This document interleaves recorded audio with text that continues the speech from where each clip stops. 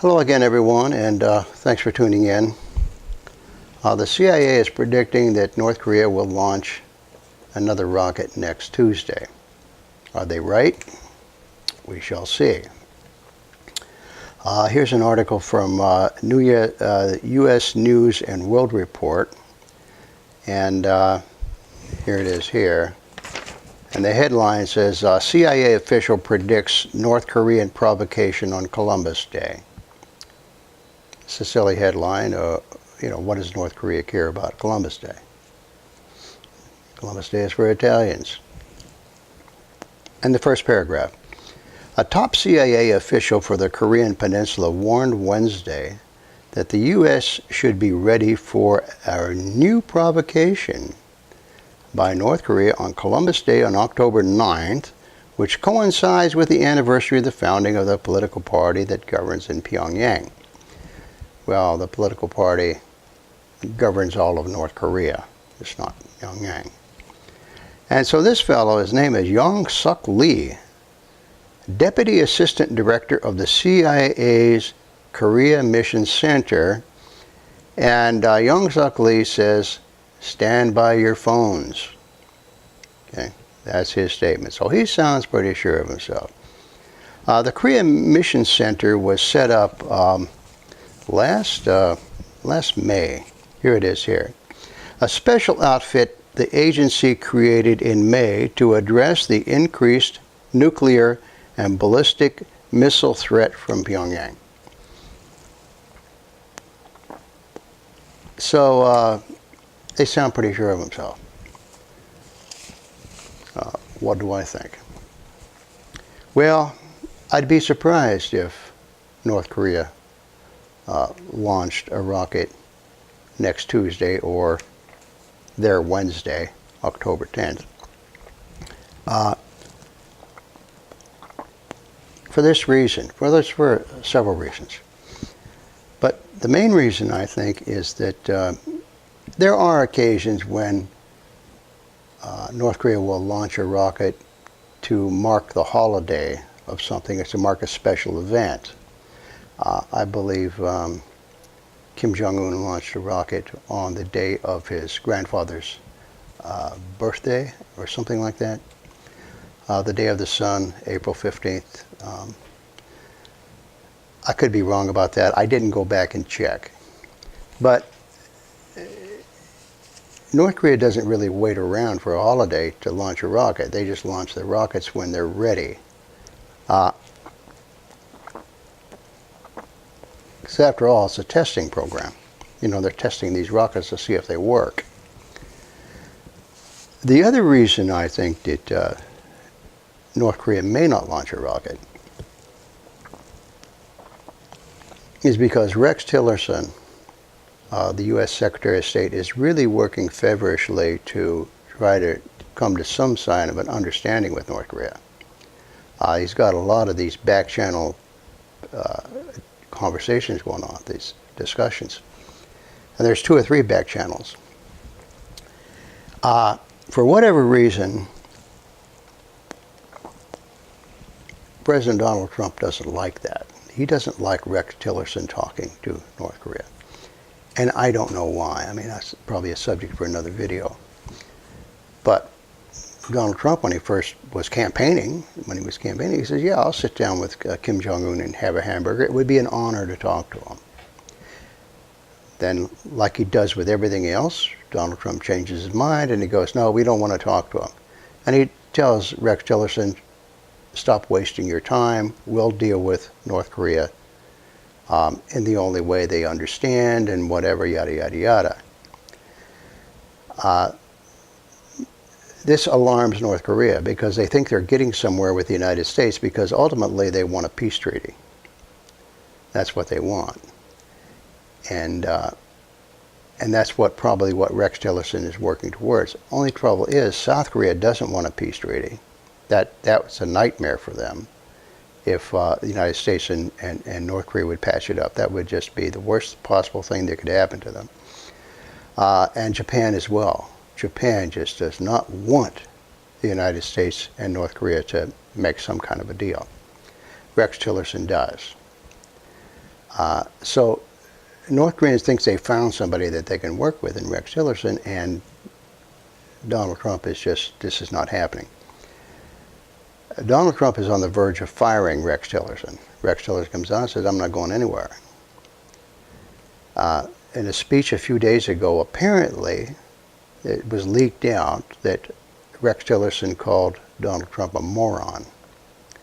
And then a couple of days ago, when he got up and made some kind of a talk, and somebody asked him, and Tillerson refused to deny, he didn't deny that he'd called Donald Trump a moron. So now Tillerson is on his way to the White House, where Trump wants to get this sorted out and maybe fire him. And I think that happens this weekend or something.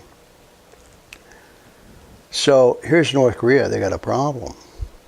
They're going, well, you know, we're finding somebody we can work with at least a little bit here to get some sort of talk started. And the thing about it is, when you're talking with North Korea, you got to really keep at it. You can't let up. You really got to talk, because they're tough people to deal with. They're tough negotiators. So you got to keep going and get something, make incremental progress. And at first, the progress might seem slow. It might seem like you're not getting anywhere. But the longer you talk, the more likely is that something will happen. And that's probably Rex Tillerson's approach. Keep talking, keep that dialogue going, get to know people. Eventually you'll have some little tiny breakthroughs, and all them little tiny breakthroughs will add up into, you know, a medium-sized breakthrough, and pretty soon you'll get something going. This is something that Trump doesn't want. And why doesn't Trump want it? Because Japan and South Korea don't want it. And the whole Washington establishment doesn't want it. Congress doesn't want it. So there's Rex Tillerson out there on his own.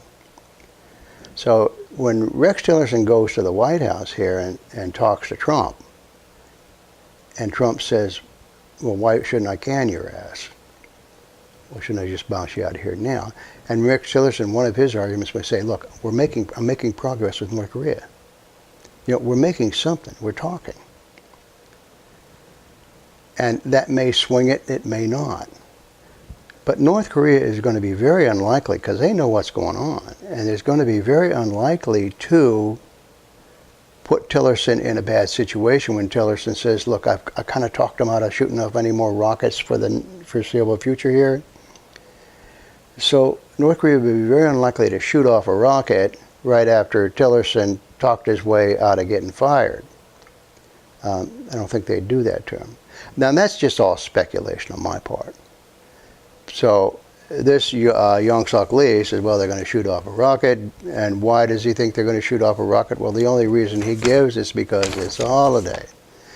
And October 10th is one of the more important holidays in North Korea. October 10th, 1945 was when they founded the Workers' Party of Korea. So, you know, that's the way I feel about it. That's what I think is going on. Is that, you know, they don't, it's not, North Korea firing these rockets off is not a celebratory thing. It's not like, you know, you take fireworks on the 4th of July. They're testing these things. They want to make sure they get done. Interestingly enough, a few days ago, an article came out where Japan says, no, we're not going to shoot down any North Korean rockets if they fly over our territory. That was interesting, but for a couple of things. One is Japan doesn't have the capabilities to shoot down a North Korean rocket flying over Japan, and neither does the U.S. They just can't do it. No matter what they say, it's just not even with one of these Aegis missile cruisers. Can't do it. Number two, what North Korea is doing is not illegal, to fire a rocket over somebody else's territory. Because once that rocket goes up, it's up beyond the 62-mile limit. It's into space. So once they launch it off, they launch it high and it goes over. So it's just like any other orbiting body going over somebody else's territory. Perfectly legal. I mean, if North Korea was shooting off these rockets and were going, you know, like 50,000 feet, 30,000 feet, or, you know, in that space, then Japan would have a legitimate grievance, but not when it's going high. So that was a lot of ado about nothing. North Korea firing off their rockets over Japan. But anyway, yeah, I think that's why it's going to be very unlikely for North Korea to shoot off a rocket next Tuesday or on Wednesday their time. Now they might do it, and I might be wrong, but the CIA has been wrong a lot of times. I was going to put this in, but I don't think I have time. But here's an article from Foreign Policy, and you can go look it up. And Foreign Policy is a journal. It's a diplomatic journal. It's just not some little blog. And this was from the January-February issue, 2011 issue of Foreign Policy. And the title is The 10 Biggest American Intelligence Failures. And I was going to discuss these, but I'm just going to run down the list. Pearl Harbor. American intelligence totally blew that. They kind of knew it was coming, but they thought it was going to come at Wake Island or whatever. Bay of Pigs invasion. That was actually a CIA operation. And they thought that where the CIA made their mistake is they thought then that John F. Kennedy would be obliged to defend their operation and bring in the U.S. military. And John F. Kennedy said, fuck it, I didn't authorize that. You guys are on your own. The Tet Offensive, January 30, 1968. CIA had no idea that was coming. They failed to predict that. Yom Kippur War. The CIA nailed it on the 1967 war, but when it came around to October 1973, when Egypt and Syria attacked Israel, the CIA was totally blindsided on that. Iranian Revolution, August 1978. The CIA says, no. Here's a quote. Iran is not in a revolutionary or even a pre-revolutionary situation. Bang, they had a revolution. CIA goes, where did that come from? The Soviet invasion of Afghanistan. CIA had no idea this was going to happen. They go, what? And then there was a joke running around the CIA that, the CIA analysts had it right. It was the Soviets that got it wrong. Yeah, right. And the collapse of the Soviet Union. It was all over December 25th, 1991. CIA totally failed to predict that was going to happen. Big events. The Indian nuclear test on May 28th, 1998. Totally surprised the CIA. Really. And here's a big hole in the ground. And the 9/11 attacks. The CIA had no idea this was going to happen. Condi Rice comes out, the day after, and guess, we had no idea this was going to happen. Well, it turns out they did. Some lower level intelligence people kind of figured out that they were going to weaponize airliners. And at the time I remember thinking, if the CIA can figure this out, give me 10 good script writers from Hollywood, I'll put them in a room and I'm going to ask them this question. What form do you think the next terrorist attack is going to take place in the United States? I'll give you an hour. And one of those writers, if not more, would have come up with flying airliners into buildings. They would have done that. They'd have hijacked airliners and flown them into buildings. Because the discussion before 9/11 was how do we secure the cockpit doors, and they're whining about, it's going to be too expensive, yada, yada, yada, and we can't, it's going to cost the airlines a whole lot of money, and so on and so forth. So one of those Hollywood scriptwriters would have come up with that. And then, what's the target? And another scriptwriter would say, they already tried to hit the Twin Towers once by, blowing them up.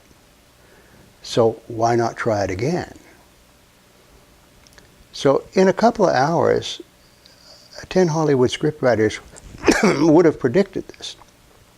And the whole CIA couldn't. That's the question.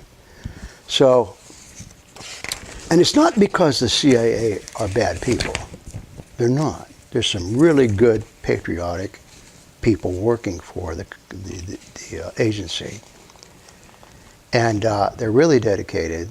They really understand their craft, and they really do a good job. The only problem is those good people in the CIA, their work, once they get it done and they hand it to their superior, that's as far as it goes. Because nobody wants to hear bad news. So if somebody takes it to somebody in the White House, the State Department, the Pentagon, it goes, well, no, we don't. That's not going to happen. We don't want to hear that. It's like MacArthur in North Korea. In that case, the CIA was trying to say, well, maybe the Chinese will attack. And in fact, an Indian diplomat was talking to Zhou Enlai, and Zhou Enlai told the Indian diplomat, yeah, we're probably going to, do something here. And the Indian diplomat got a hold of the Americans. The State Department said, look, Zhou Enlai told me something's going to happen. The CIA said, well, okay, we'll look into that for you. But we kind of doubt it. MacArthur had his own intelligence, his separate intelligence outfit that was keeping tabs on things. And his guy didn't want to hear anything about the Chinese. No, the Chinese aren't going to attack. They're not going to come over and attack. And they did, October of 1950. And so, that's where that intelligence favored, because MacArthur didn't want to hear any bad news. And Truman didn't know what was going on. Interestingly enough, MacArthur, even though he was running the whole Korean War for a while, he never spent a night in Korea. He ran the war from Japan. He'd fly in, look around, and fly out. And eventually, when he was, when Ridgway took it over, when Ridgway took the war over, then things were run a little different. But MacArthur didn't want to hear any bad news about no Chinese attacking. No, that's not going to happen. So you see how that works. There's good people working, but the upper echelons, they don't want to hear it. So here we got somebody, this fellow, this Young Suk Lee, saying, hey, you're going to launch a rocket next Tuesday. Well, they may, but I would be very surprised if that happened, and for the reasons I gave you. So anyway, that's probably all I have to say for that at the moment. And, as always, thanks for watching, and I'll see you in the next video.